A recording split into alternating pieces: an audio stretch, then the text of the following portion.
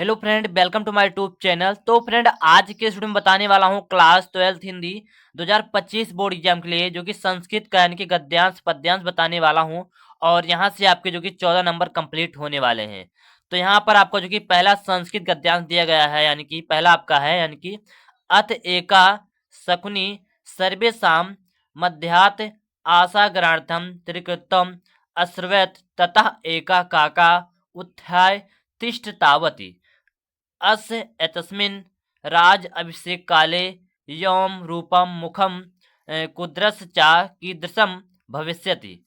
अनेन हि कुद्रेण अवलोकिता वयं तप्त कड़ाहे परिक्षिप्त स्थलं यो तत्र तत्रयो धच्छाम ईदृशो राजा महम न रुचते। तो यहाँ से आपको जो कि पहला जो कि संस्कृत गद्यांश दिया गया है। अब आपको इसकी जो कि संस्कृत में यानी कि हिंदी में इसको आपको क्या करना है, अनुवाद करना है। तो अनुवाद करने के लिए सबसे पहले करना क्या होगा, आपको यहाँ पर आपको छोड़ना होगा संकेत। यहाँ पर आपको लिखना है संकेत। संकेत लिखने के बाद आपको यहाँ पर शुरू वाला जो आपको अक्षर दिखाई दे रहा है, इसको भी आपको यहाँ पर लिखना होगा। और लास्ट में जो यहाँ पर आपको अक्षर दिखाई दे रहा है, यानी कि लास्ट वाला भी आपको यहाँ पर लिखना होगा। उसके बाद आपको यहाँ पर हेडिंग छोड़ना होगा, यानी कि संदर्भ। इसके बाद आपको यहाँ पर संदर्भ भी लिखना होगा, यानी कि किस पाठ से लिया गया है। तो यहाँ पर आप संदर्भ लिखेंगे।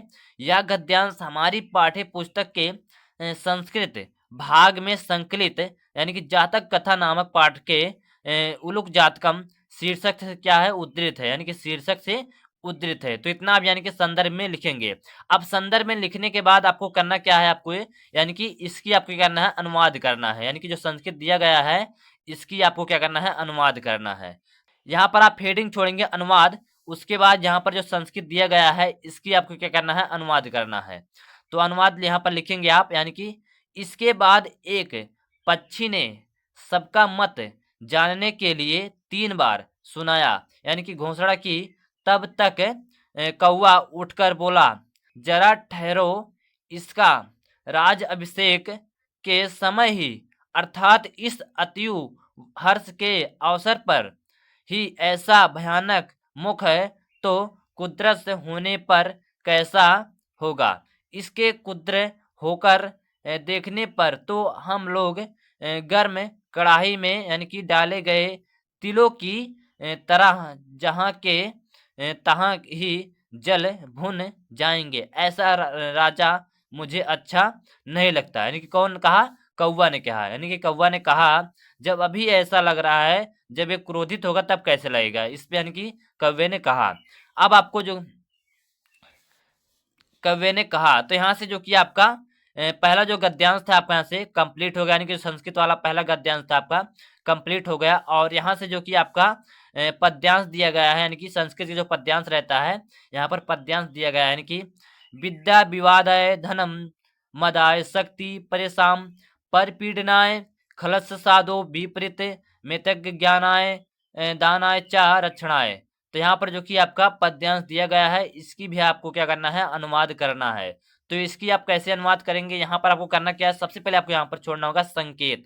संकेत में यानी कि आप शुरू वाला अक्षर लिखेंगे और लास्ट वाला अक्षर लिखेंगे। जैसे कि यहाँ पर मैं बताया था इसमें, जो कि गद्यांश में जैसे कि यहाँ पर मैं गद्यांश में आपको बताया था, उसी तरह आपको पद्यांश में भी करना है। तो यहाँ पर आपको इस तरह से आपको लिखना है संकेत में। उसके बाद आपको यहाँ पर संदर्भ भी आपको लिखना होगा।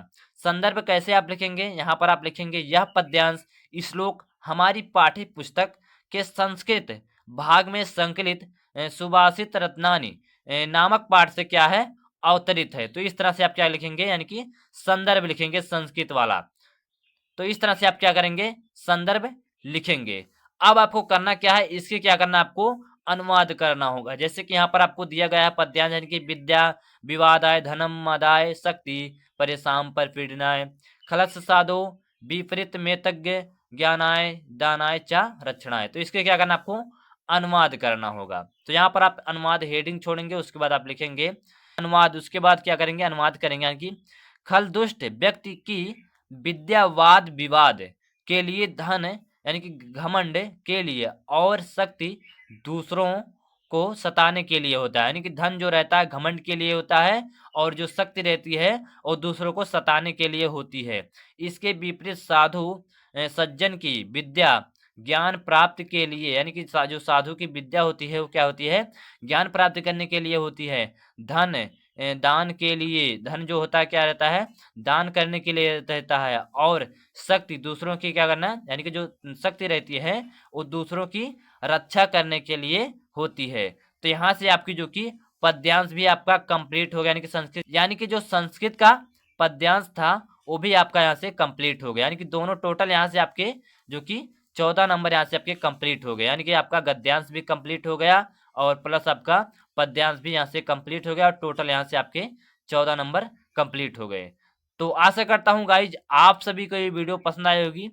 अगर वीडियो पसंद गाइज तो हमारे चैनल सब्सक्राइब करना, वीडियो को लाइक कर देना। चलिए गाइज मिलते हैं नेक्स्ट वीडियो में। जय हिंद, वंदे मातरम।